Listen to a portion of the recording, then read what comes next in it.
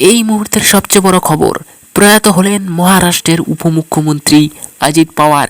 Plane দুর্ঘটনায় plane crash করে মৃত্যু হল মহারাষ্ট্রের উপমুখ্যমন্ত্রী এনসিপি নেতা অজিত পাওয়ারের। তিনি যাচ্ছিলেন মহারাষ্ট্রের বারামতিতে, সেখানে তিনি জেলা পরিষদের নির্বাচনের জন্য ভোটের প্রচারে যাচ্ছিলেন। আর সেখানে যাওয়ার পথেই এই দুর্ঘটনা। মূলত বারামতি এয়ারপোর্টে যখন তার প্লেন ল্যান্ড করছিল, ঠিক তখনই কিছু ত্রুটির কারণে প্লেনটি পুরোপুরিভাবে ক্র্যাশ করে এবং মুহূর্তের মধ্যে সব ধরাশায়ী হয়ে যায়।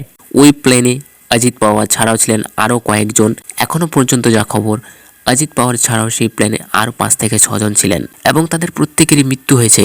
মাত্র 66 বছর বয়সেই চলে গেলেন মহারাষ্ট্রের উপমুখ্যমন্ত্রী এনসিপি নেতা অজিত পাওয়ার। শোক জ্ঞাপন করলেন প্রধানমন্ত্রী নরেন্দ্র মোদী থেকে শুরু করে মুখ্যমন্ত্রী মমতা বন্দ্যোপাধ্যায় সবাই।